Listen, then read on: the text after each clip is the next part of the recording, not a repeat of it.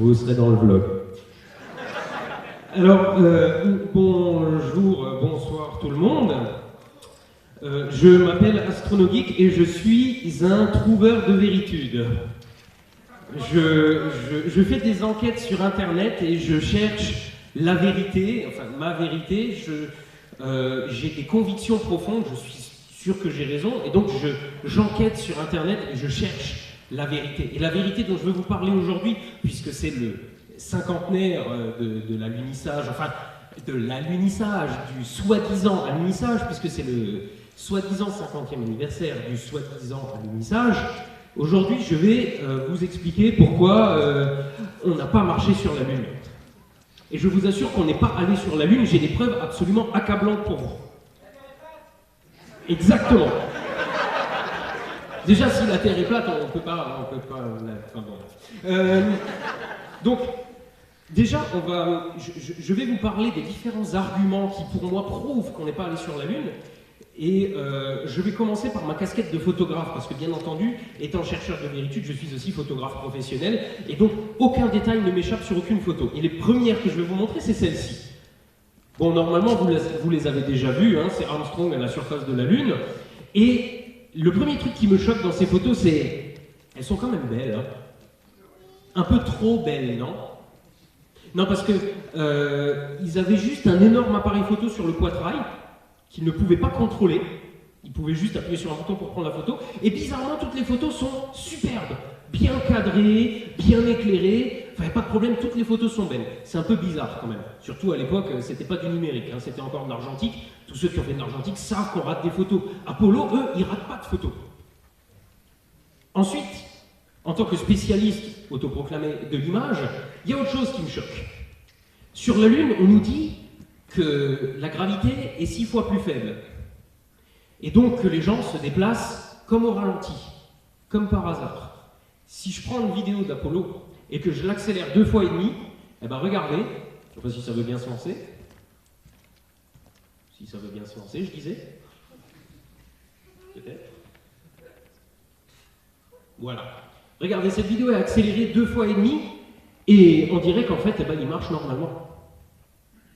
Et ça, ce que ça veut dire, mesdames et messieurs, c'est que ça a été tourné en studio et que la vidéo a simplement été ralentie pour nous faire croire que ça a été fait en pesanteur lunaire. Si ça, c'est pas une preuve, je ne sais pas ce qu'il vous faut. Mais si ça ne suffit pas à vous convaincre, j'en ai d'autres des preuves. Regardez ça. Les appareils photo de la NASA portaient des soi-disant réticules qui servaient de repères sur les photos. Mais si sur ces caméras il y avait des réticules, vous pouvez m'expliquer pourquoi les réticules sont cachés derrière des objets qui se trouvaient sur la Lune? Vous pouvez me l'expliquer ça? Non, parce que moi je peux pas. Si ça c'est pas un argument, je sais pas ce qu'il vous faut. Enfin, des arguments j'en ai encore, hein, on n'a pas fait le tour. Cette photo, vous la connaissez aussi normalement. Et cette photo, moi en tant que photographe à qui rien n'échappe, elle me pose un gros problème. Vous savez pourquoi? Parce que sur la Lune, la seule source de lumière, c'est le Soleil. Pourtant, cet astronaute qui est dans l'ombre du LEM, on voit clairement qu'il y a une lumière qui arrive par là. Or, le Soleil, il est plutôt par là-bas. C'est pas normal. Ça se voit que ça a été fait en studio. Ça se voit qu'il y a une autre lumière sur la Lune. Ne serait-ce pas un projecteur dans un studio de la NASA? Mais attendez, c'est pas fini. Regardez ça. On sait très bien que le Soleil étant loin, toutes les ombres sont parallèles. Il est beaucoup trop loin pour faire des ombres convergentes. Mais là, on voit très bien qu'il y avait un spot juste à l'extérieur de l'image, vers lequel les ombres convergent. Regardez les ombres du rocher en bas. Regardez l'ombre du LEM. Vous trouvez ça normal, vous? Moi, je trouve pas ça normal. Il y a quelque chose qui cloche. Ça, encore, c'est une preuve qu'on n'est pas allé sur la Lune. Autre chose, on est dans l'espace. Elles sont où les étoiles? C'est quoi ces branleurs de la NASA qui n'ont même pas été foutus de photoshopper des étoiles dans leurs soi-disant photos de leur soi-disant mission lunaire? Vous trouvez pas ça un petit peu, disons, étrange? Dans tous les films qu'on voit, tous les films sur l'espace, on voit les étoiles. Pourquoi là on les voit pas? Moi je pose la question. Ça aussi, vous trouvez pas ça troublant? On a deux images, le même décor, mais sur l'une il y a le LEM et sur l'autre pas. On voit bien que ce sont des décors trafiqués. Bon, comment ils ont pu faire une photo sur la surface de la Lune si le LEM n'est même pas encore là? À part si c'est un décor. Franchement. Bon, faut que je regarde quand même mes fiches, hein, sinon je vais me paumer. Ensuite, encore un truc confondant, mais on voit tout de suite que c'est des conneries qui sont pas allés sur la Lune. Regardez cette photo d'Armstrong qui est très connue. Regardez la visière du casque. Il y a Armstrong, il y a Aldrin dans le cadre, et l'ombre. C'est qui ça? Celui qui est en train de le prendre en photo. Ils étaient censés être que 2 sur la Lune. Pourquoi là ils sont 3? Expliquez-moi ça. Expliquez-le-moi. Parce que ça, c'est une preuve qu'ils ne sont pas allés sur la Lune. Ça aussi, c'en est une. Maintenant, je vais laisser tomber un petit peu ma casquette de photographe. Elle est belle, hein. Maintenant, je vais passer à la casquette de physicien, parce qu'évidemment, en chercheur de véritude, je suis aussi un expert en physique. Et là, il y a un truc qui me fait tiquer. Pourquoi sur la Lune, les traces de pas sont aussi nettes? Vous avez déjà marché dans le sable, vous? Ça fait pas des traces comme ça. Ça fait des traces comme ça, si, mais quand le sable est humide et qu'il colle un petit peu. Cette trace, elle est trop nette pour avoir été faite dans un milieu où il n'y a pas d'eau. Ça vous paraît pas évident? Et puis, on nous dit que sur la Lune, il y a plein de poussière. Ça, c'est le pied du LEM, photographié par Armstrong. Elle est où la poussière? Normalement, quand le LEM se pose avec son moteur, il soulève des nuages de poussière. Une fois qu'il coupe le moteur, la poussière retombe. Elle retombe où? Sur le LEM, entre autres. Elle est où? Ça vous choque pas, vous? Ça vous choque pas? Non, pas plus. Faut que je vous convainque encore un peu plus. Ok, bon, on continue. Le moteur du LEM, c'est un moteur fusée. C'est un moteur plutôt puissant quand même, c'est un moteur fusée. Ça, c'est une photo en dessous du module lunaire. Pourquoi il n'y a pas de cratère? La NASA s'est même pas fait chier à faire un faux cratère sous le module lunaire. Et ils ont quand même trouvé le moyen de faire une photo. Ça choque personne non plus. Non? Oh, toujours pas. Bon, alors il faut encore qu'on monte d'un cran. Alors toujours en tant que physicien, je sais très bien, vu que rien ne m'échappe, que sur la Lune, il n'y a pas d'air. En tout cas, c'est ce qu'on nous prétend depuis notre plus tendre enfance. Il n'y a pas d'air sur la Lune. Alors vous pouvez m'expliquer pourquoi le drapeau il flotte? Si, il flotte. Si, il flotte. Regarde, sans air, il devrait pendre lamentablement. Pourquoi il flotte? Mais non, il n'y a pas de barre. Il n'y a pas de barre. Spoiler alert, n'écoutez pas. Bon, je m'en mets de nouveau dans mes fiches. Bon, maintenant, je vais enlever ma casquette de physicien et maintenant je vais mettre ma casquette d'ingénieur. Parce que bien entendu, quand on est chercheur de véritude, on est aussi ingénieur. Et rien ne nous échappe. Sachez, mesdames et messieurs, qu'un calcul très précis révèle que les missions Apollo avaient en réalité 0,0017% de chance de réussite. Et pourtant, elles ont réussi. Vous trouvez pas ça étrange de défier autant que ça les probabilités? Si, c'est étrange, hein, on est d'accord. Hein. Et ça, vous avez déjà vu ça? Ça s'appelle les ceintures de Van Allen. Pas comme le guitariste, non. Ce sont des ceintures de radiation qui entourent la Terre et qui proviennent des vents solaires. Ce sont des ceintures hautement chargées en énergie, hautement radioactives. Sauf que pour aller sur la Lune, il faut passer au travers. Si les astronautes étaient passés au travers, ils auraient bouffé tellement de radiation qu'ils en seraient morts. Pourquoi les Japonais? Ah bah, il n'y a pas eu des morts des radiations? Pourquoi il y a des morts des radiations sur Terre et pourquoi pas dans l'espace? On ne peut pas traverser les ceintures de Van Allen, donc on ne peut pas aller sur la Lune. C'est moi qui vous le dis, vous devez me faire confiance, j'ai un beau chapeau. Bon, toujours en tant qu'ingénieur, j'ai fait mes propres recherches et je suis arrivé à une conclusion. Le LEM tel qu'il est conçu ne peut pas atterrir. C'est physiquement impossible. Vous savez pourquoi? La tuyère est là, juste au-dessus du sol.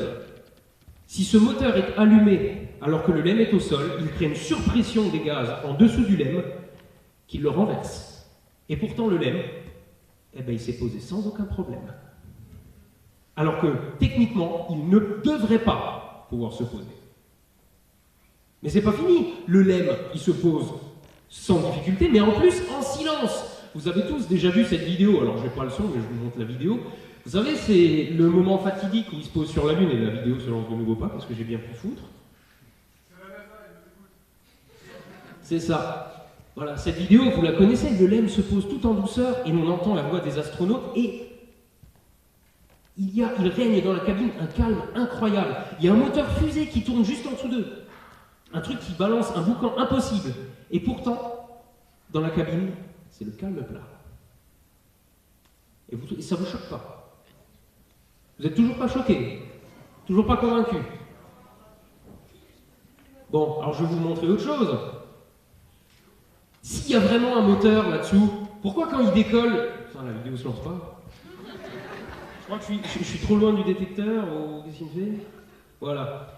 Pourquoi il n'y a pas de flamme en dessous? On voit très bien que c'est levé par une grue et qu'ils ont juste effacé les câbles. Mais ça se voit! Non mais franchement, vous ne me croyez toujours pas. Ça pour moi, ça c'est la preuve ultime. Ils n'ont même pas été foutus de mettre une flamme sous le moteur du LEM. Bon, alors maintenant que j'avais ma casquette d'ingénieur, que ça vous a toujours pas convaincu, maintenant je vais mettre ma casquette de conspirationniste. Et je vais chercher les preuves directes. Et maintenant, je vais vous montrer l'extrait d'un film. Écoutez bien ce qui se dit. We walked out of the room, and President Nixon said, I've decided to do that, and I need you to do this job. We're going to do it.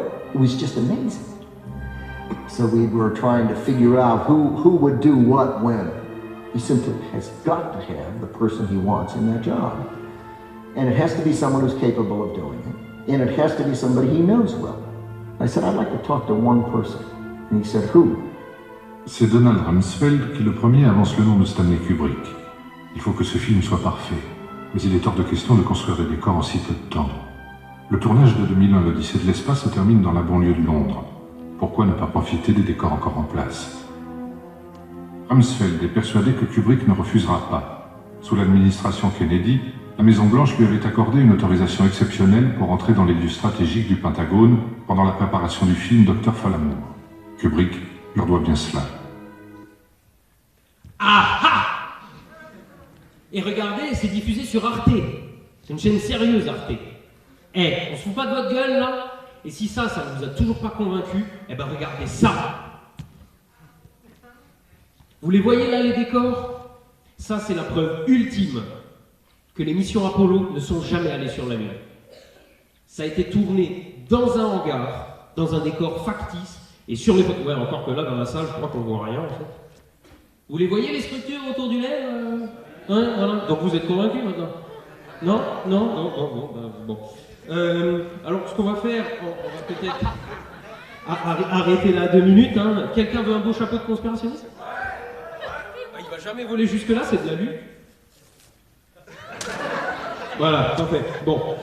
Alors, bien entendu, on va arrêter les conneries 2 minutes, mais bien entendu aussi, ces arguments, ceux qui connaissent le délire du complot Apollo, vous les avez déjà entendus pour la plupart.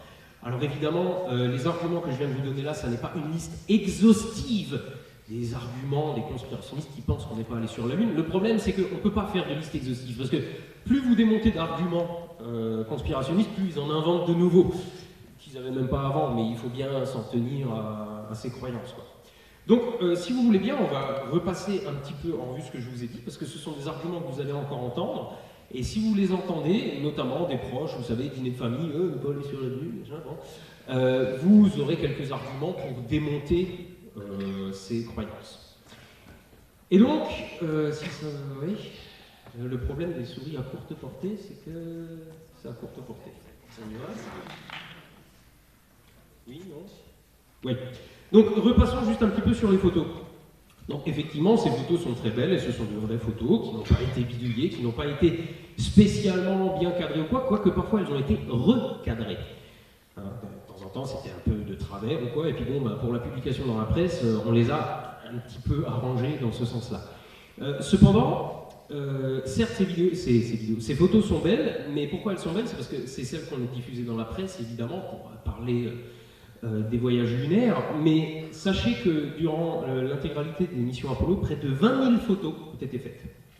20 000. Et j'aime autant vous dire que sur les 20 000, il y a quelques trucs un peu pourris.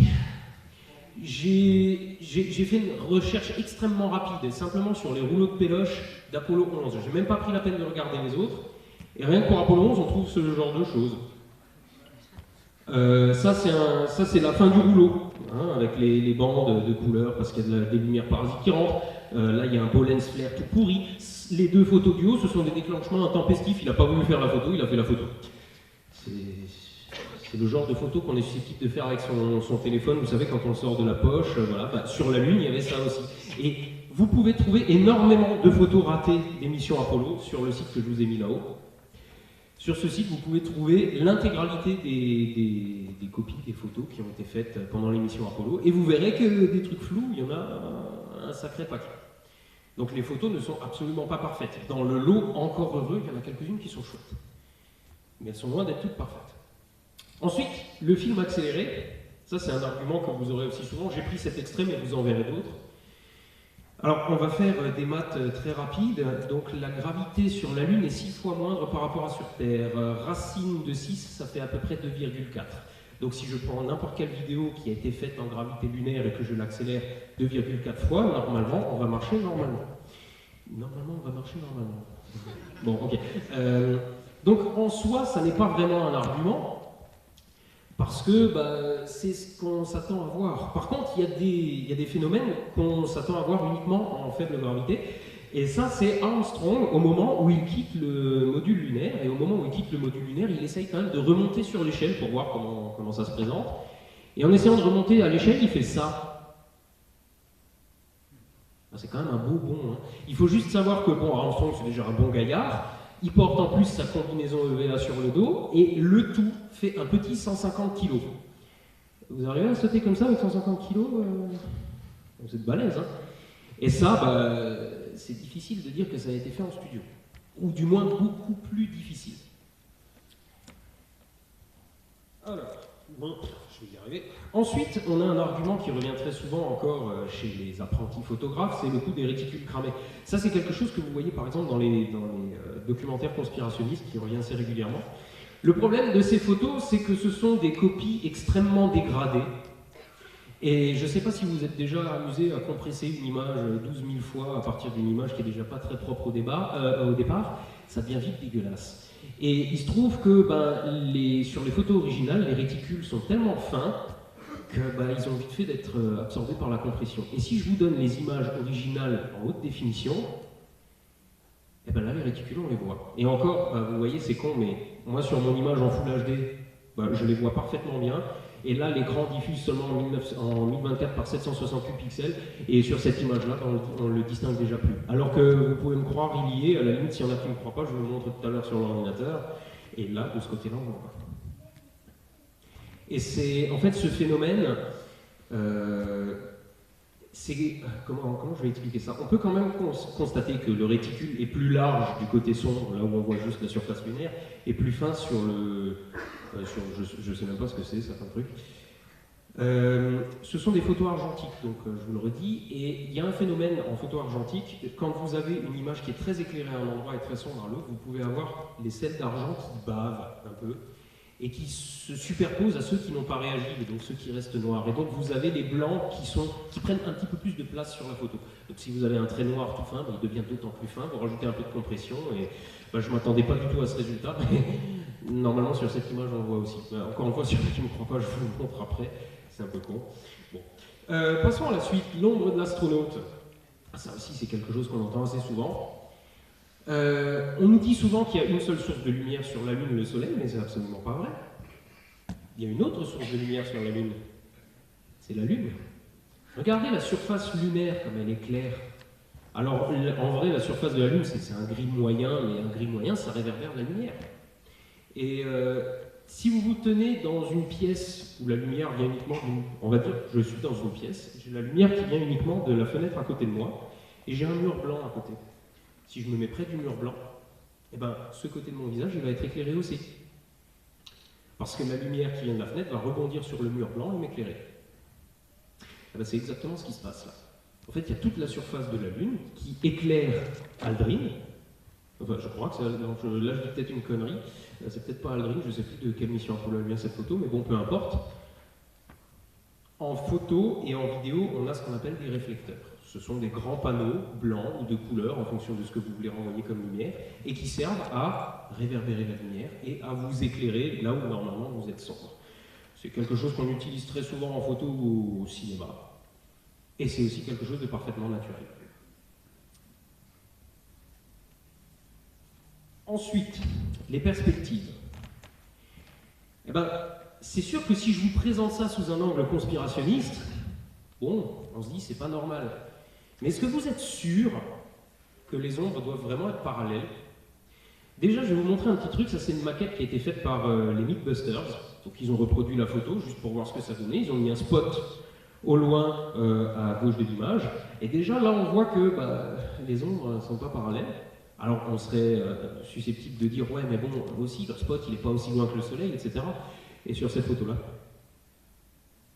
regardez les poteaux, leurs ombres. Et là c'est le soleil. En plus, copyright pour cette photo, je l'ai piqué à Vincent dans une de ses vidéos où il expliquait justement ce phénomène, parce que pour moi elle était bien représentative. Vous ferez l'expérience la prochaine fois qu'il y a du soleil, que vous serez dans la rue, vous observez les bits dans la rue, les poteaux, tous ces trucs-là, et vous verrez que les ombres ne sont pas du tout parallèles. 8 bits, c'est vraiment un mot. C'est les trucs là, le long de la route, ça s'appelle des bits. Vous vous coucherez moins bête. Bon. Ensuite, l'élément suivant qu'on retrouve aussi assez souvent, encore aujourd'hui dans les conspirations ISS, tous ces trucs-là, c'est l'absence d'étoiles dans le ciel. C'est normal qu'on ne voit pas d'étoiles. Il fait jour. C'est aussi con que ça. Le soleil est dans le ciel. Si vous observez les étoiles la nuit, vous vous rendez compte que pour voir les étoiles, vous devez déjà bien vous accoutumer à l'obscurité. Et si vous n'allumez ne serait-ce que l'écran de votre téléphone, ou que vous vous foutez un flash dans la tronche, etc., il vous faut de nouveau 5-10 minutes pour vraiment vous habituer à l'obscurité et revoir les étoiles. Et là c'est pareil, sauf que vous avez le soleil dans la tronche. Vous avez le soleil dans la tronche, donc vous êtes tellement ébloui que la lumière ténue des étoiles, vous ne la voyez pas. Et l'appareil photo, qui a une plage dynamique encore moindre par rapport à celle de l'œil humain, il va les voir encore moins. La plage dynamique, c'est la capacité de lumière qu'il est capable de capter avant de dire c'est tout noir ou c'est tout blanc. L'œil humain est capable d'une plage dynamique relativement grande. Il n'est pas capable de voir les étoiles, les astronautes le disent eux-mêmes, ils ne voient pas les étoiles le jour. Mais un appareil photo, ce qui est encore acceptable pour l'œil humain, lui dit déjà c'est tout blanc, et là où l'œil humain distingue encore des détails, il dit c'est tout noir. Aujourd'hui, de moins en moins, on a des appareils de plus en plus performants, mais là je vous rappelle quand même que c'est des photos qui ont 50 ans. Hein. Voilà. Donc si on dit qu'il n'y a pas d'étoiles dans le ciel, oui, normal, il fait jour. Et j'ai même envie de vous dire, de manière encore plus conne, la nuit, mettez-vous sous un lampadaire et essayez d'observer les étoiles. Ou simplement, observez la pleine lune et regardez si vous êtes capable de voir des étoiles dans son environnement proche, dans sa grande proximité. Ah, je vais y arriver. À proximité de la lune, regardez si vous voyez des étoiles. Spoiler alerte, vous n'en verrez pas. Éventuellement, s'il y a une planète juste à côté ou un truc comme ça, vous pourrez éventuellement distinguer quelque chose, mais sinon, vous ne verrez rien. Ça, c'est aussi quelque chose qui pose problème à pas mal de conspirationnistes et pas mal de gens qui aimeraient bien pouvoir l'expliquer, mais en fait, il faut bien vous dire que sur la Lune, l'environnement n'est pas du tout le même qu'ici. On s'attend à voir des choses, on en voit d'autres. Et un truc qui a perturbé même les astronautes des missions Apollo, c'est l'occlusion atmosphérique. Quand vous êtes sur Terre, plus un objet est loin, plus il vous paraît bleu. La prochaine fois que vous regarderez la ligne des Alpes ou ce genre de choses, non, les Alpes ici c'est un peu loin, c'est vrai, j'étais à Lyon ce matin, les Pyrénées, ou non, les Pyrénées c'est loin aussi. La prochaine fois que vous verrez des montagnes, vous vous rendrez compte que plus elles sont loin, plus elles tirent vers le bleu. Et ça c'est vrai aussi avec des objets qui sont moins lointains, quelque chose qui a seulement 1 ou 2 km de distance.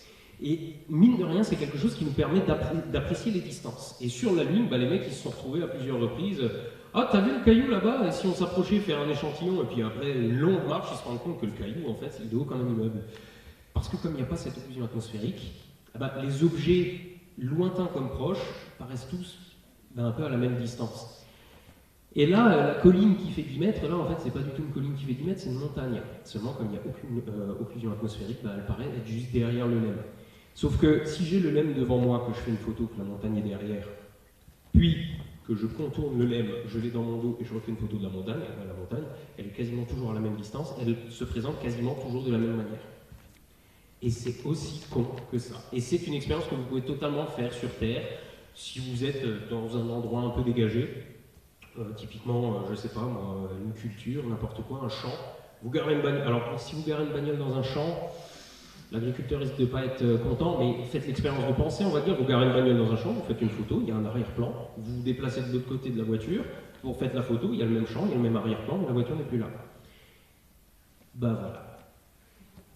Alors, ensuite, je suis pas allé trop vite, ça va. Cette photo, alors, c'est un truc que Jacques Grimaud avait sorti. Qui ne connaît pas Jacques Grimaud?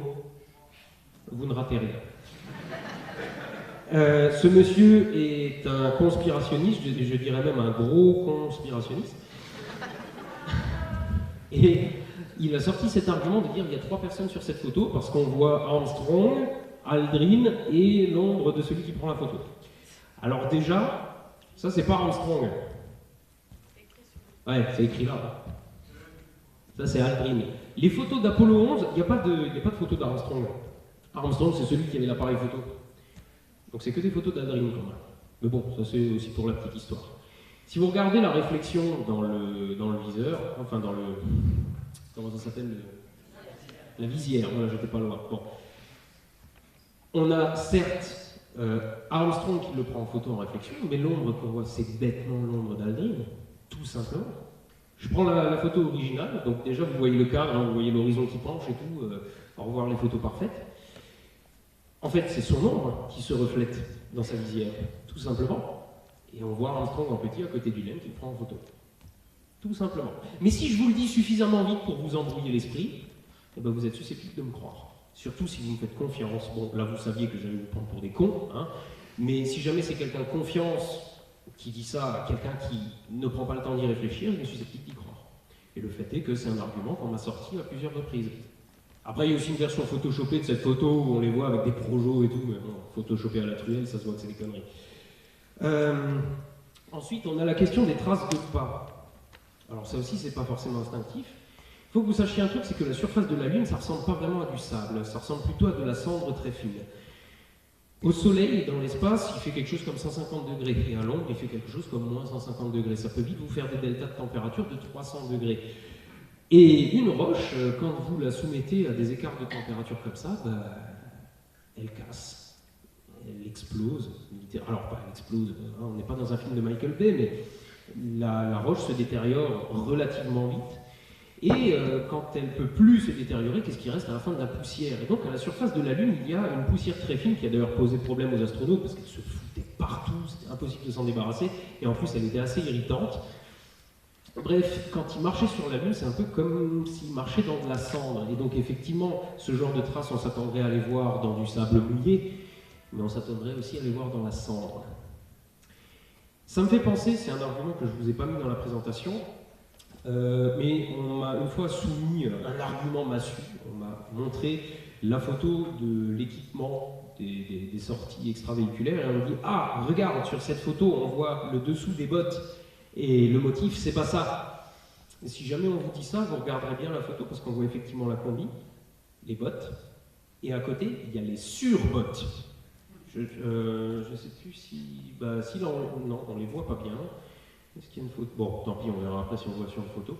Ils portaient pas seulement les combis, ils avaient des bottes par-dessus, et ce sont ces bottes qui font ces traces-là.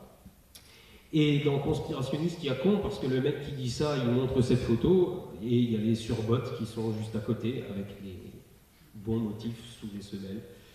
C'est bon, on ne peut pas tous avoir inventé la poudre.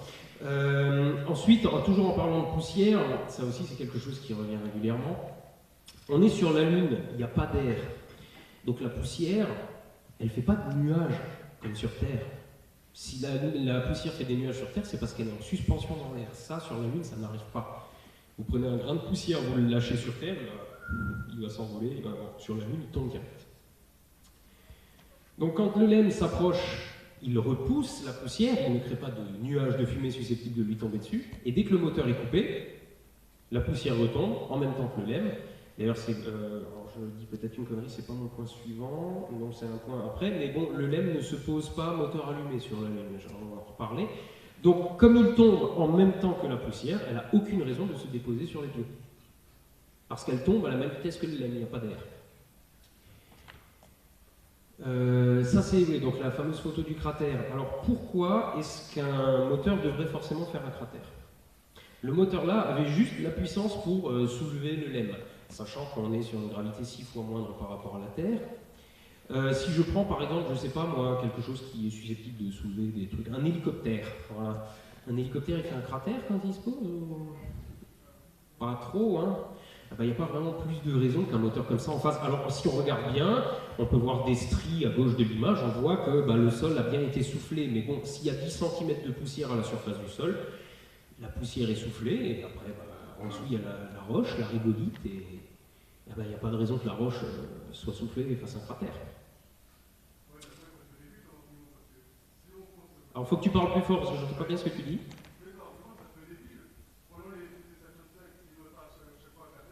Ah bah ouais, si à chaque fois ça fait un cratère sur le pas de tir, on n'est pas sorti. Hein. C'est un peu la même chose, mais voilà, c'est un argument qui ressort assez régulièrement. Qu'est-ce que j'ai ensuite? Oui, alors le drapeau. Le drapeau qui flotte. Alors quand on est conspirationniste, voir une soucoupe volante dans une bouillie de pixels, là on est chaud. Par contre, pour rater la barre, faut vraiment avoir un tronc d'arbre dans l'œil. Alors ensuite, il y a un autre argument, si on dit oui, mais le drapeau, regarde, il est plissé, donc c'est qu'il flotte au vent. Non, c'est du tissu, il est froissé. En plus, c'est du tissu qui était un petit peu renforcé avec... à quoi je pourrais le comparer, ce tissu? Je ne sais pas si vous avez déjà vu ce genre de choses. C'est un tissu avec un maillage en fer dedans, un peu, enfin en fer, en acier, enfin je ne sais pas, il y a des fils de fer dedans, ce qui le rigidifie un peu. Et donc, il a un aspect un petit peu froissé.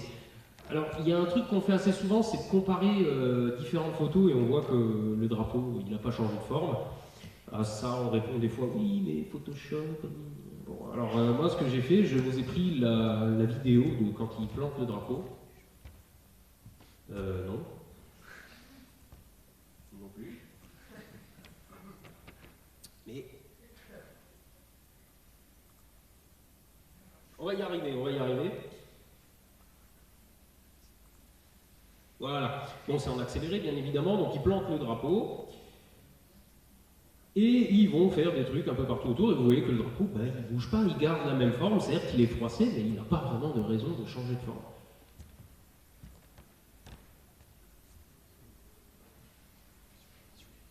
Je crois que c'est Armstrong qui faisait des tours là, comme ça on continue. Voilà, et le drapeau, il ne bouge pas. Ensuite, qu'est-ce qu'on avait mis? Les ceintures de Van Allen. Les ceintures de Van Allen. Déjà, c'est pas des ceintures radioactives. Hein. Ça, c'est pas vrai. Certes, le vent solaire est un petit peu chargé. Hein, c'est ce qu'on va appeler quand même des particules un peu ionisantes. Hein, on va pas se mentir, mais dans la radioactivité, on compte 3 rayonnements principaux, alpha, bêta et gamma. Les rayons gamma, c'est ceux qu'on craint le plus parce qu'il faut quand même un mur de plomb pour s'en protéger, mais là, on n'est pas trop concerné. Là, on est plus concerné par les rayonnements alpha et bêta, c'est-à-dire des protons et des électrons. Autant dire que les protons et les électrons, ça s'arrête avec la carlingue du vaisseau. Mais surtout, argument principal, ils n'ont pas traversé les ceintures de Van Allen. C'est comme leur nom l'indique, des ceintures et pas des sphères. Et la trajectoire du vaisseau Apollo, voilà, ça ressemble plus à ça. Ils sont passés au-dessus des ceintures, pareil pour le retour. Et aussi dangereuses que pouvaient être ces ceintures, ils ne sont pas passés au travers, tout simplement. Alors, ils ont certes bouffé quelques rayonnements par-ci par-là, ils portaient des dosimètres, et leurs dosimètres, à leur retour, nous ont montré qu'ils ont pris l'équivalent de 2 ans de radiation naturelle sur Terre. Vous restez 2 ans sur Terre, vous avez bouffé autant de radiation que eux pendant le voyage lunaire. Moi je dis, ça va. Donc on a vu le drapeau qui flotte, on a vu tout ça. Ah oui, alors, donc je reviens au module lunaire qui n'était pas censé atterrir là. Là, les conspirationnistes ont raison. Le module lunaire se serait renversé si son moteur avait été allumé au moment de l'atterrissage. C'est pour ça qu'il atterrissait moteur éteint. Et c'est pas du tout une connerie. En fait, sous les pieds du LEM, il y avait des capteurs, des sons qui devaient détecter la présence du sol. Et quand c'était le cas, quand il détectait un contact, il coupait le moteur et le LEM tombait d'une hauteur d'à peu près 1 mètre. Justement pour pas atterrir un moteur allumé et prendre le risque de créer une bulle de gaz en dessous et se renverser. Je vais vous repasser cette vidéo, et si vous regardez bien sous les pieds du LEM, est-ce que vous voyez les tiges qui dépassent en dessous? Ça, ce sont les fameuses sondes. Ce sont les sondes qui sont censées détecter le contact avec le sol, et dès que c'est le cas, le moteur est coupé. D'ailleurs, vous voyez aussi les projections de poussière au niveau du sol. Voilà, pas de quoi casser 3 pattes à un connard, hein, pas de quoi faire un cratère. Bon. Donc cette vidéo, pareil, normalement vous l'avez tous déjà vue, c'est l'alunissage, enfin bon, vous savez ce que c'est. Et donc ces fameuses sondes, eh ben, si on regarde les photos des pieds, regardez ce qui se trimballe sur le côté là-bas, je crois que j'ai une autre photo, voilà, ben, la sonde, c'est ça. Voilà. Et dès que ce truc détecte le contact avec le sol, on coupe le moteur et on laisse tomber littéralement le LEM. Ensuite, le moteur silencieux du LEM. Est-ce qu'il y en a qui regardent les Grands Prix de F1? Oui.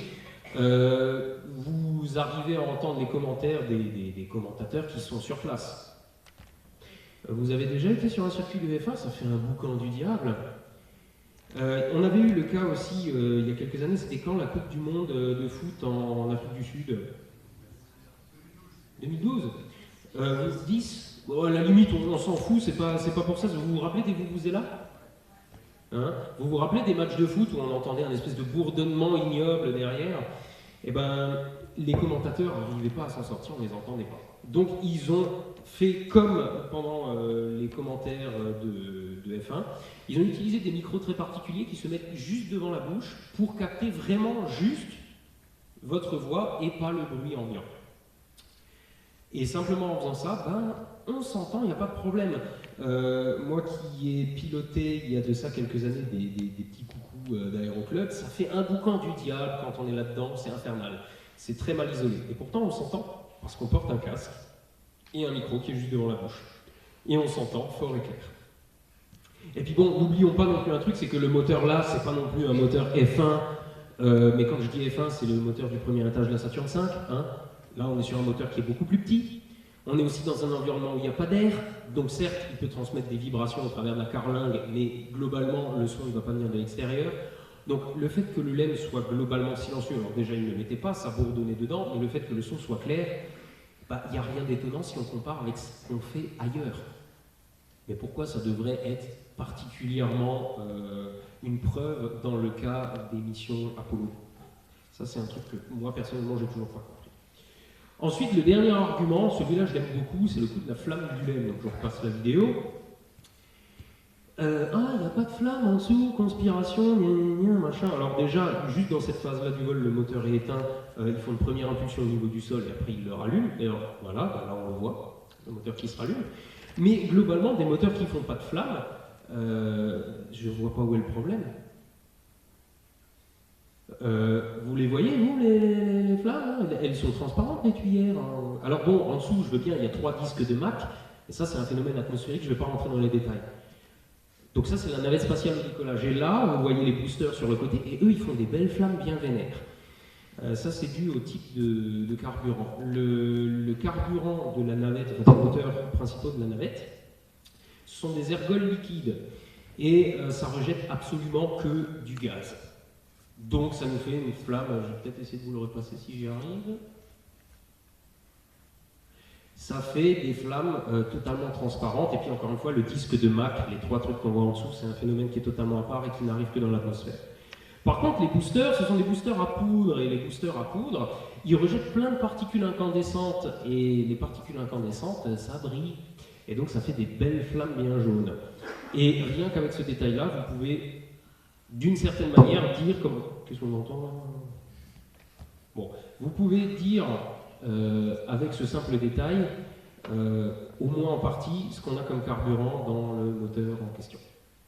Et donc, bah, vous voyez, un moteur qui fait des flammes transparentes. Si les énormes moteurs de la navette spatiale font des flammes transparentes, je crois qu'on peut pardonner au LEM de ne pas trop montrer la sienne. Et puis ça, bah, bien entendu, c'est simplement les entraînements des astronautes, mais ça aussi, c'est quelque chose qu'on en voit régulièrement. Les mecs, ils n'ont pas débarqué sur la Lune en touriste. Bon, qu'est-ce qu'on fait maintenant? Non, évidemment, ils se sont entraînés pour chaque phase du vol, jusqu'au moindre petit détail, parce qu'il ne fallait pas se retrouver là-haut, pas pouvoir faire un truc. Donc, bien entendu, ils ont dû s'entraîner lourdement. C'est comme, on nous sort aussi régulièrement, hein, Thomas Pesquet, regarde, il est dans une piscine, c'est que c'est filmé, c'est que c'est pas vrai, machin. Les mecs, il faut bien qu'ils s'entraînent. Hein.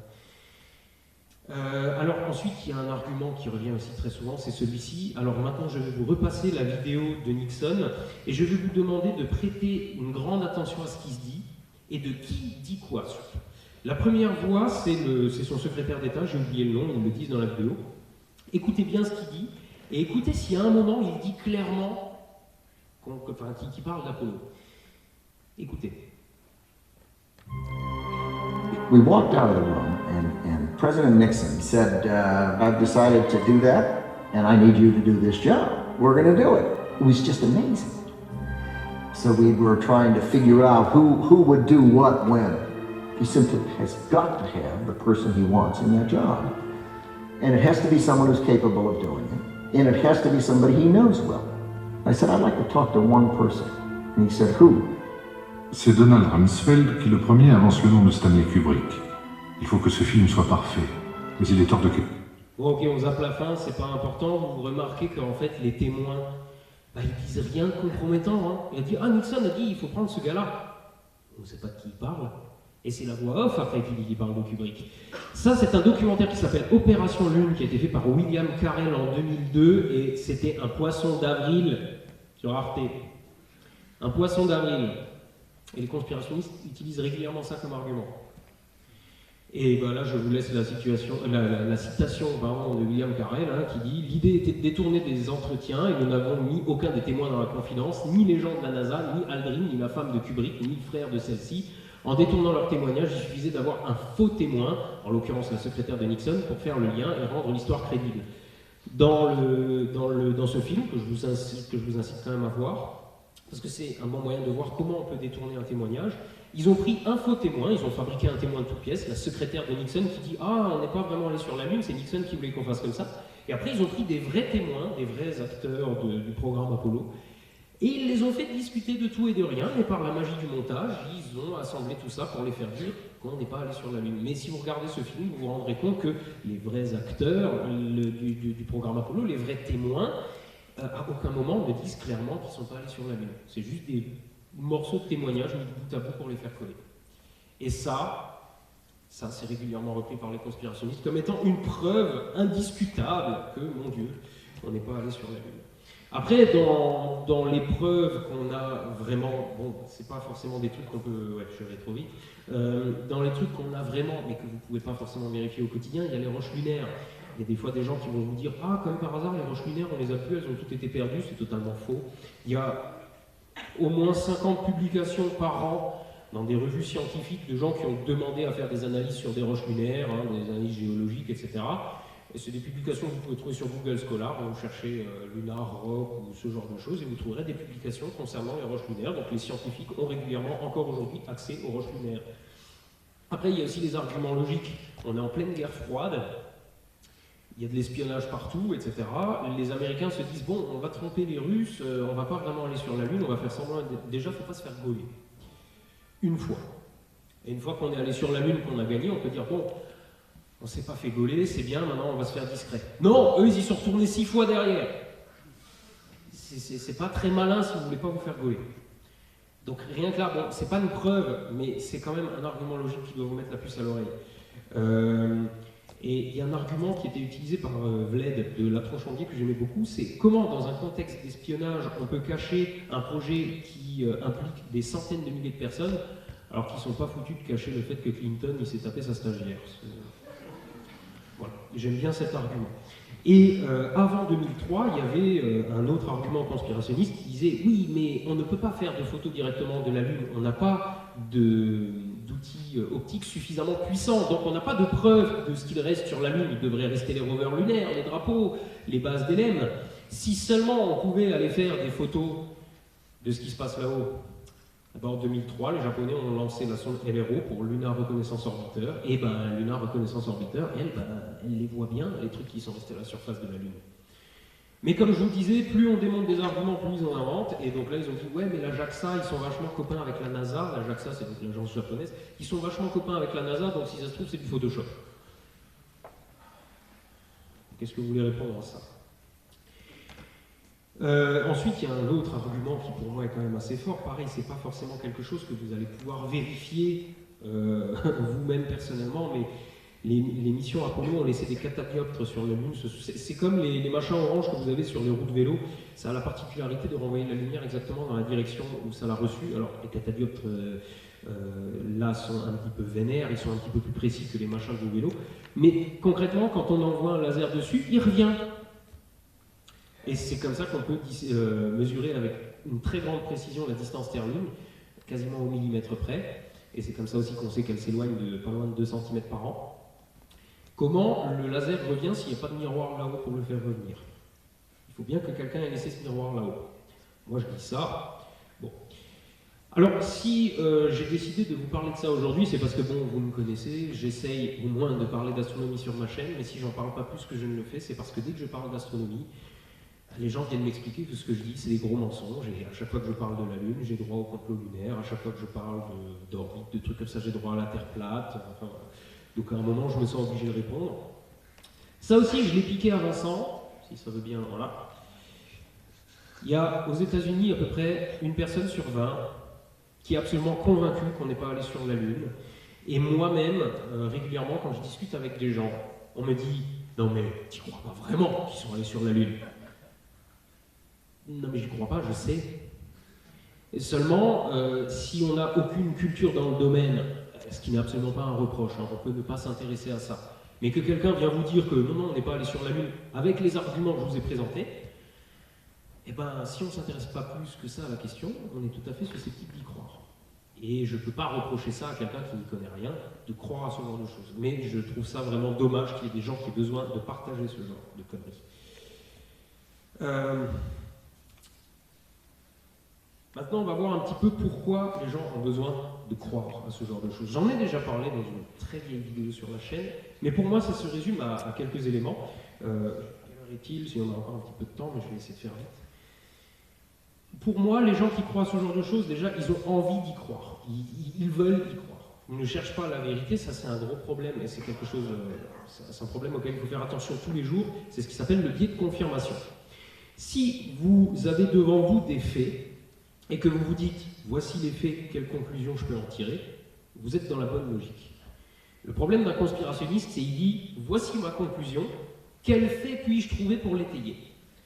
Le problème, c'est qu'en faisant ça, vous allez prendre tous les faits qui vous arrangent, et ceux qui ne vous arrangent pas, vous allez juste faire comme si vous ne les aviez pas vus. Le problème, c'est que vous pouvez arriver à n'importe quelle conclusion par ce système-là. Ensuite, j'ai l'impression que pour certaines personnes, le monde est juste ennuyeux. Il faut des complots, il faut des trucs comme ça. Le monde est un peu tristouné.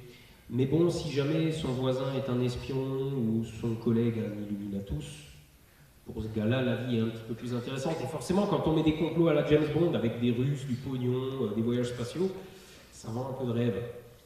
Mais je pense que c'est une très mauvaise manière de voir le monde. Peut-être que le monde n'est pas intéressant dans ce sens-là, mais il peut être intéressant dans des tas d'autres domaines, si on prend la peine d'apprendre un petit peu à le connaître. Ensuite, il y a un problème, c'est l'illusion de la connaissance. C'est ce que j'ai essayé de vous faire au début, de manière un peu caricaturale, mais quand même, c'est ce que je vois dans les commentaires des gens. Par exemple, cette photo, c'est vrai que si on ne connaît pas le concept de réflecteur, à la limite, on pourrait se dire que c'est cohérent de dire tiens, il y a une lumière qui vient sur le côté, etc. Mais pour moi, il y a deux manières d'envisager n'importe quelle situation. Soit de se dire tiens, il y a quelque chose que je ne comprends pas, c'est juste que quelque chose m'échappe. Les conspirationnistes, ce qu'ils ont tendance à faire, c'est il y a quelque chose qui ne cloche pas, mais comme je suis infaillible, comme j'ai forcément raison, c'est la photo qui est truquée et je viens de révéler quelque chose. Mais dans la vie de tous les jours, vous ne faites pas ça. Si vous avez perdu vos clés, vous vous dites juste, l'endroit où je les ai posées m'échappe. Il y a un détail qui m'échappe. Je devais être au téléphone en rentrant, je les ai posées à un endroit pas habituel, ou quelqu'un les a prises, ou je ne sais pas, et vous ne dites pas tout de suite que c'est une armée de licornes qui est venue vous les voler, quoi.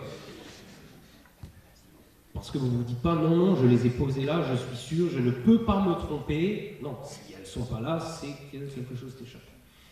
Eh ben, avec les complots en tout genre, c'est pareil.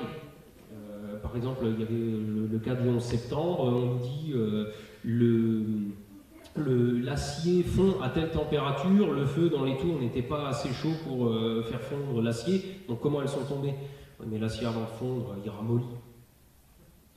Mais si vous ne pensez pas à ce détail-là, c'est pas grave, hein, peut-être là vous y avez pas pensé tout de suite quand je vous l'ai dit, c'est pas grave, mais il faut se dire, peut-être que quelque chose m'échappe, je vais faire des recherches. Et pas tout de suite assumer que vous avez raison et que rien ne vous échappe. Et ça, je pense que c'est un gros problème. Je vais vous dire aussi, je le dis régulièrement dans les commentaires, en général, c'est les plus agressifs, c'est ceux qui affirment avec aplomb que non, j'ai tort, ils en ont la preuve. Et je prends même plus la peine de leur répondre parce que ça les ferait passer pour des cons. Des fois, il y en a qui me disent des trucs. Je vais essayer de vous trouver un exemple là à la volée. Récemment, j'en ai un qui m'a dit... non, j'arriverai plus à vous le citer correctement, c'est pas la peine. Mais le problème, c'est que si vous n'admettez pas vous-même que vous êtes faillible, vous allez tomber dans ce genre de piège. Après, il y a un gros problème aussi, c'est les mythomanes. Ce monsieur s'appelle Bill Kaysing et il est aussi dans un documentaire, je ne sais plus comment ça s'appelle, on n'a pas marché sur la Lune ou un truc comme ça. Ce monsieur affirme haut et fort qu'il était ingénieur chez Rocketdyne, une des entreprises impliquées dans la conception des véhicules lunaires, et il nous affirme le 0,0017% que j'ai dit tout à l'heure, c'est lui. Mais il sort ça de son cul, on ne sait pas d'où il a fait ce calcul, c'est sûrement pas la NASA qui l'a fait. Hein. Et ce monsieur affirme donc qu'en tant qu'ingénieur chez Rocketdyne, il est sûr qu'ils n'ont pas pu aller sur la Lune. Ouais, sauf que ce monsieur, il n'était pas ingénieur chez Rocketdyne, il était bibliothécaire. Voilà, et en plus, il a été viré de Rocketdyne, je crois, 3 ans avant qu'il commence à bosser sur la Saturn V ou sur le module lunaire. Donc en fait, il ne savait pas ce qui se passait dans l'entreprise. Il raconte ça parce qu'il veut bien le raconter. Alors après, il y a autre chose, hein. Il y a les mythomanes, il y a aussi ceux qui veulent gagner de l'argent, parce que ça c'est son bouquin. Et évidemment, si vous voulez connaître la grande vérité, il faut acheter le bouquin, et c'est loin d'être le seul. Crop Circle. Bon. Et ça, c'est ceux qui me posent le plus de problèmes, parce que quelqu'un qui est arrivé à ses propres conclusions, même biaisées, et qui se contente de les partager, bon, il le fait de bonne foi. Mais là, on tombe doucement dans l'escroquerie. Et là, ça commence à me poser problème. Si jamais vous êtes confronté à des gens comme ça, il y a une astuce que j'aime bien. Si quelqu'un vous dit « Ah, je suis ingénieur, je suis sûr, on n'a pas pu aller sur la Lune », et j'en vois régulièrement. Alors, des ingénieurs de pacotille sur Internet, il y en a plein sur Internet, de n'importe qui et n'importe quoi. Hein. Alors, pour confondre ce genre d'ingénieurs, vous leur demandez c'est quoi de l'aérosine ? Ou c'est quoi de delta V ? L'aérosine, c'est le carburant du lait, mais la delta V, c'est la différence de vitesse qu'il y a avant et après une manœuvre. C'est genre niveau 0 pour un ingénieur dans l'aérospatial. S'il n'est pas capable de vous répondre du tac au tac, l'ingénieur, lui faites pas confiance. Ensuite, le dernier élément, et je vais finir là-dessus, c'est que souvent dans les histoires de complot, on a affaire à une certaine forme de fainéantise. C'est-à-dire que les preuves sont là, mais on ne se prend pas la peine d'aller les chercher. Et si je vous ai mis là des photos de l'ISS, ça ce sont des photos amateurs de l'ISS qui sont faites depuis le sol. J'allais dire par vous et moi, pas tout à fait, c'est des vous et moi qui ont déjà un bon télescope et qui savent à peu près s'en servir, mais ça c'est accessible à n'importe qui avec un peu d'entraînement et un beau Dobson. Seulement, combien dans la salle ont déjà fait des photos de l'ISS? Combien dans la salle l'ont déjà regardé au travers d'un télescope? Gueulez un petit peu parce que je ne vous vois pas. Bon, il y en a quelques-uns. Mais parmi ceux qui disent que l'ISS n'existe pas, par exemple, combien ont pris la peine, ne serait-ce que d'aller voir dehors s'il y avait un truc qui passait dans le ciel? Combien ont pris la peine d'aller une fois à une porte ouverte de Club Astro ou à une nuit des étoiles pour regarder vraiment le ciel? Les conspirationnistes, on en croise de plus en plus IRL, mais on en croise quand même beaucoup sur Internet. Pourquoi? Parce que ce sont des gens qui ne sortent jamais vraiment de derrière leur écran, et toutes leurs vérités, ils les trouvent sur Internet, mais dans la vraie vie, pareil, si on sort un petit peu la nuit, on voit vite à la gueule du ciel que la Terre n'est pas plate. Mais si on ne le fait pas, si on se contente de rester derrière son ordinateur, on ne peut pas vraiment arriver à ce genre de conclusion par soi-même. Donc ne soyez pas fainéants, cherchez les preuves par vous-même, et sortez, levez les yeux au ciel, tout ça, tout ça. Voilà, je vais m'arrêter ici. Si vous avez des questions, on va faire circuler un micro dans la salle. Par contre, on n'a peut-être pas beaucoup de temps. Roxane, tu vas pouvoir me dire, vu qu'il est 18h, est-ce qu'il y a quelque chose derrière dans la salle où on peut s'attarder un peu? Non, dans la salle, c'est bon. Bon, eh ben alors on va peut-être dire 10-15 minutes de questions. Et après, de toute façon, moi je crois que j'ai encore un truc derrière, donc il va falloir que j'arrête. Alors, est-ce qu'il y a des mains qui se lèvent? Est-ce que là-bas, là il y a une question. Ah, il y en a un là. Bon, bah, toi d'abord. Bonjour. Bonjour. Alors, moi, il y a un truc qui revient souvent, c'est l'image du laine qui vole. Et souvent, on me dit, mais qui a pris la vidéo du laine qui s'envole, qui décolle? Déjà à l'époque, on savait contrôler des trucs à distance. Pour des mecs qui vont sur la Lune, je vois pas où est la difficulté de mettre une caméra sur un pied automatisé qui fait ça. Tout bêtement, il faut aussi faire jouer un petit peu la logique, dire qu'est-ce qui les empêchait d'avoir un pied qui fait ça? La vidéo, c'est laquelle? Celle que j'ai montrée là, parce qu'en fait, on voit la caméra qui suit le LEM. Hein. C'est Apollo 16, non? Oui, je crois. C'est clairement pas Apollo 11. Hein. La vidéo du LEM qui décolle, c'est pas Apollo 11. Hein. On n'a pas cette vidéo-là. D'accord, bah voilà. C'est Apollo 17, c'est la caméra du rover. Merci. Bah vas-y. Moi j'ai une question à propos pour la de Constance Smith. Est-ce que ça peut pas aussi devenir, que notre éducation nationale s'intéresse moins aux sciences, mais plutôt aux autres matières? Je suis désolé, j'ai pas compris. Parle un peu plus fort et bien. Là, je voulais dire parce que moi j'ai un enfant de 6 ans qui, aujourd'hui en sciences, ils apprennent quasiment moins en moins sur l'espace et beaucoup sur les sujets sujets prédéfinis. Est-ce que ça peut pas venir de là que beaucoup ne croient pas à l'astronomie ou à l'espace?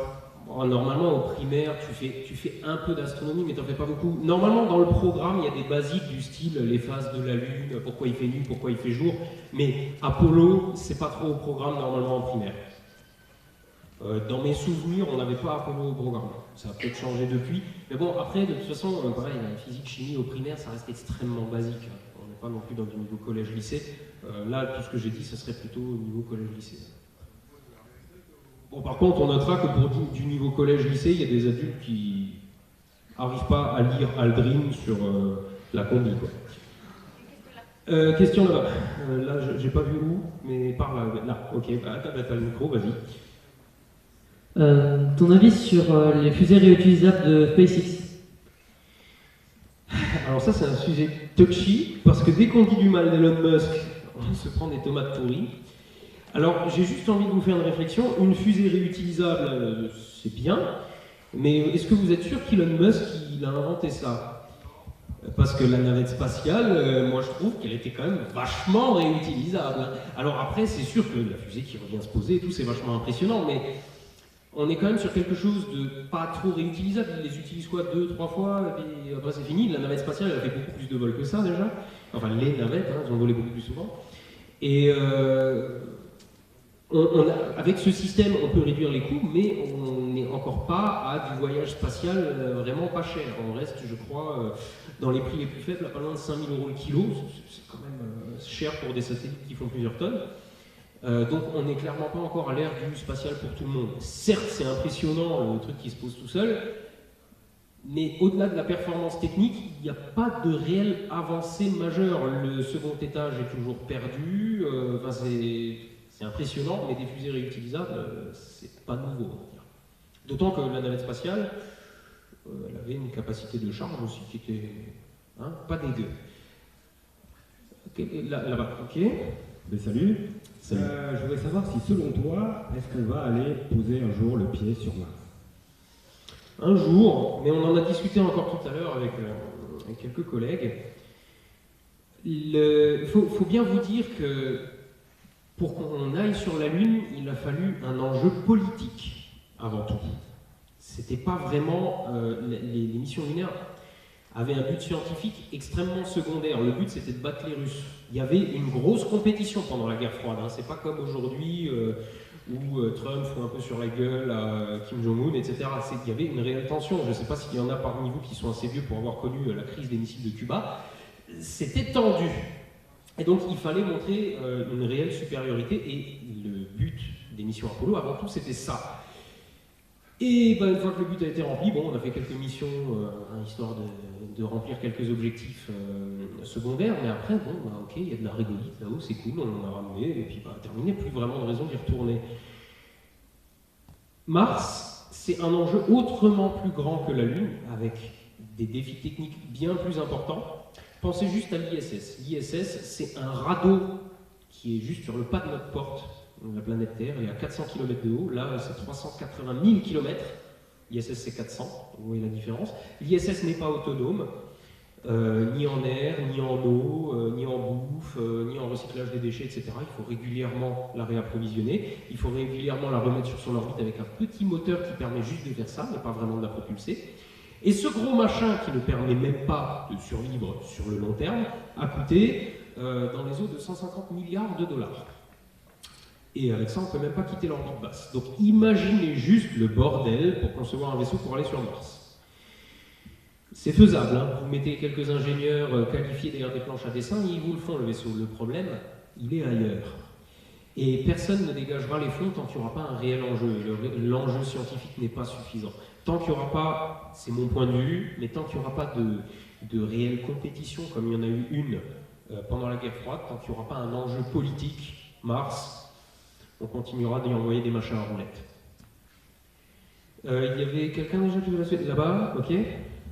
Alors, je voulais avoir ton avis, parce que Vincent en a parlé dans sa dernière vidéo par rapport au retour des Américains sur la Lune d'ici 5 ans, et notamment avec la dernière annonce de Blue Origin la semaine dernière. Toi, qu'est-ce que tu en penses? Est-ce que ça te paraît faisable? Ça me paraît faisable, mais je vais un peu répondre en normand, parce que il y a tellement d'annonces qui sont faites et tellement d'annonces qui n'ont pas été réalisées derrière, parce que si on les écoutait, on serait déjà sur la Lune depuis 2015, et Mars l'année prochaine, donc voilà, non, l'année dernière, je sais plus. Et ils l'ont pas fait, donc pour moi c'est juste une annonce de plus, donc je veux bien, mais je demande à voir.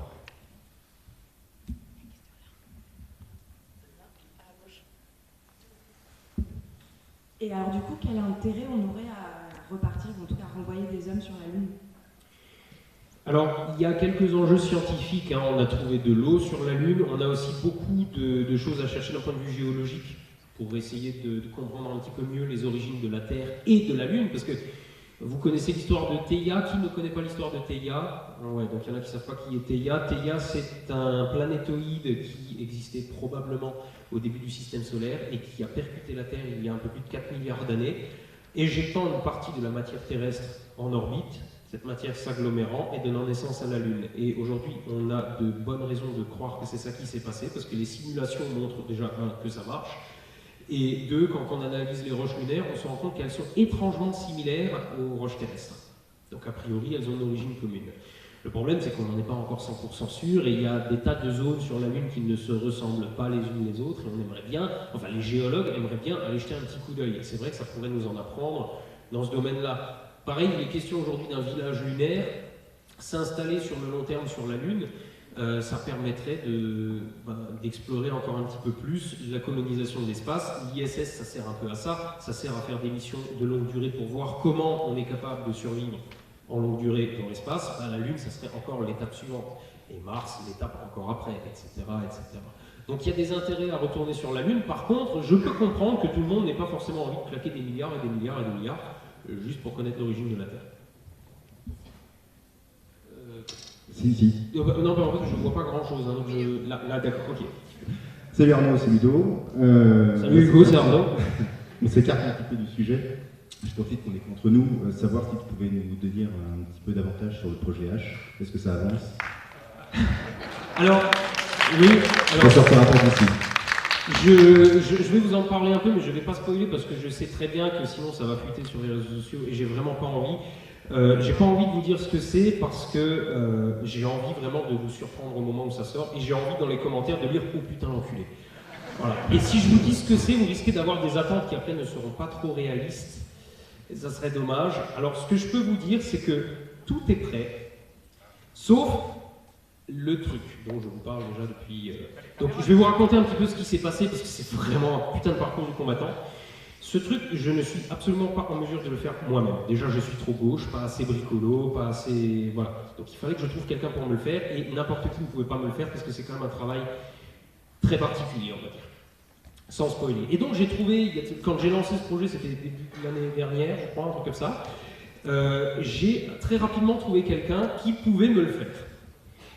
Mais pas tout de suite. Il m'a dit, alors écoute, là j'ai beaucoup de boulot, je peux te le faire dans quelques mois. Moi j'étais pas pressé, j'avais tout le reste à faire, je me disais c'est ça. Et plus les mois passaient, moins j'avais de nouvelles, jusqu'au moment où je pouvais essayer de lui téléphoner tous les jours, je tombais tout le temps sur le répondeur, rien, voilà. Le mec a disparu dans la nature, avec mon acompte. Voilà, mais bon, je crois qu'il a fermé sa boîte, voilà. Bon. Et donc je me suis retrouvé dans la merde, et c'est là que j'ai dit, je cherche un maquettiste de Cinoche, parce que un maquettiste de Cinoche avait les compétences nécessaires pour faire ce que je voulais, en fait. Et là, j'ai trouvé un maquettiste de Cinoche, et là aussi, ce qui s'est passé, il m'a dit, écoute, je suis sur un tournage, là, je ne peux pas t'aider tout de suite, mais on en reparle dans quelques mois. Et ça, c'était en automne dernier. J'ai eu des problèmes personnels qui m'ont empêché de m'en soucier de nouveau trop vite. Je ne vais pas vous le cacher, ma mère a eu un cancer, elle va très bien, mais bon, c'est quelque chose qui préoccupe un peu.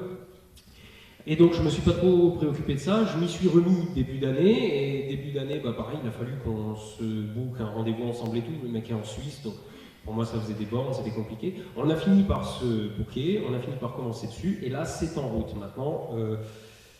Ça prend du retard, et je ne peux qu'attendre. Ça avance bien, il m'envoie régulièrement des photos que vous ne verrez pas. Ça avance bien, je suis très content de l'avancement du projet, mais il faut que j'attende. Et là, tout de suite, j'estime le délai à encore un bon mois. Et ensuite, une fois que ce mois est passé, nous on va être en juin, je vais doucement avoir tout un tas de conventions, je vais aller au Chili, je vais machin, donc je ne vais pas pouvoir commencer les tournages avant juillet. En juillet, il faut que je vois si toutes les collabs que j'ai envie d'intégrer peuvent venir pour un tournage. Et du coup, le temps de préparer au moins quelques épisodes et tout, là tout de suite, n'attendez rien avant la rentrée, septembre. Ça me fait chier, vraiment, je vous le cache pas, ça me fait chier que ça prenne autant de temps. Malheureusement, tout ce qu'il y a de mon côté est prêt, et je suis obligé d'attendre là-dessus. C'est extrêmement frustrant, mais j'ai pas vraiment le choix.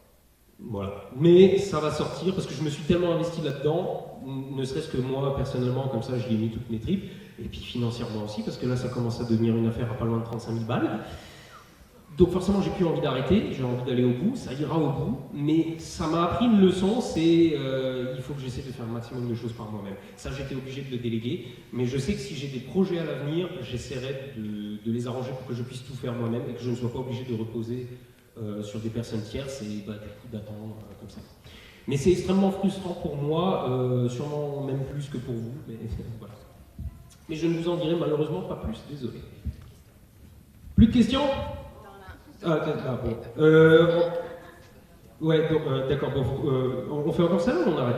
On fait les deux qui ont les micros. Bon, on fait les deux qui ont les micros et après il faut qu'on arrête. Ok, alors allons-y. Tu es où? Là, d'accord. D'après l'équation de Drake, est-ce que vous pensez qu'on puisse rencontrer une autre forme de vie intelligente que nous de notre vivant? T'as regardé les 4 dernières vidéos de la chaîne? Parce que en fait, pour répondre à cette question, il faut au moins 2 heures. Et c'est le sujet des 4 derniers épisodes en fait. Mais pour faire court, non.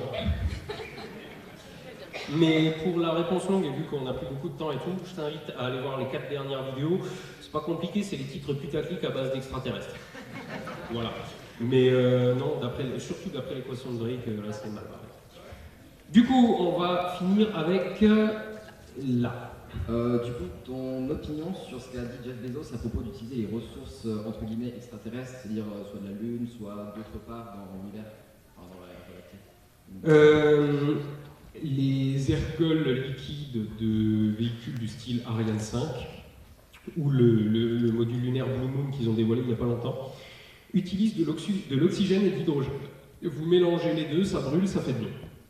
En gros, c'est un moteur à eau, c'est le super moteur à eau des conspirationnistes. Oui, le moteur à eau existe, mais ils ne veulent pas nous le vendre. Bah, c'est un moteur fusée. Bon, bref, donc le moteur à eau existe, c'est celui-là. Si on trouve de la glace sur la Lune, c'est vachement bien, parce que la glace, si on la fait fondre, ça fait de l'eau.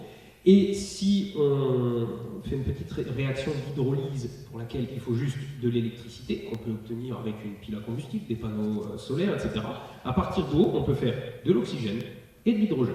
Et si on mélange les deux, on a un carburant et un comburant. Et en plus, l'oxygène, accessoirement, ça peut aussi servir. Enfin voilà, donc effectivement, là où on peut trouver de l'eau, on peut éventuellement extraire des ressources pour éventuellement alimenter un moteur ou un habitacle en oxygène, ce genre de choses. Maintenant, il faut trouver l'eau en quantité suffisante, il faut la filtrer, il faut la faire fondre. L'hydrolyse, ça consomme beaucoup d'électricité, et souvent l'électricité dans l'espace, c'est quand même un problème, hein, parce que bon, malgré les gros panneaux solaires de l'ISS, ils ont juste ce qu'il leur faut. Donc, oui, c'est faisable, mais il va y avoir un peu de boulot. Et puis surtout, il faut trouver la flotte. Hein. Bon, du coup, on va en rester là. Je vous remercie d'être venus aussi nombreux. Je ne m'attendais pas à ce qu'il y ait autant de monde dans la salle. C'est sympa. Merci beaucoup. Et merci. Alors, normalement, dans mon planning, là, je crois que j'ai l'interview, là. Donc, je vais peut-être pas pouvoir discuter là avec vous tout de suite. Je sais que j'ai un rendez-vous encore derrière. Si jamais j'ai du temps et que vous êtes encore dans les parages, on pourra éventuellement discuter comme ça en off. Mais je ne vous fais pas de promesses, d'accord? Alors, je vais vous occuper entre-temps. Il y a un Aperospace Art et Espace qui est juste au bar du Carré des Jalles, avec cocktail offert, bien évidemment. Donc, vous pouvez attendre un tour de geek le temps qui finisse son entretien, si vous voulez le voir juste après. Et est-ce que tu pourrais me rallumer la salle, s'il te plaît? À la régie? Ouais, voilà, merci. Et alors, s'il vous plaît, non, attends, ça c'est la photo, je veux la vidéo. Voilà. Donc, vous serez dans le vlog de vendredi. Foutez le bordel!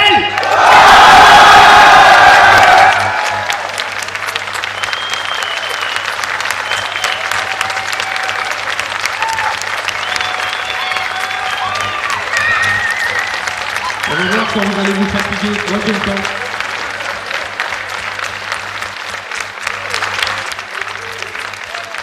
On dirait un congrès du Parti communiste, le premier qui arrête d'applaudir, il va au goulag.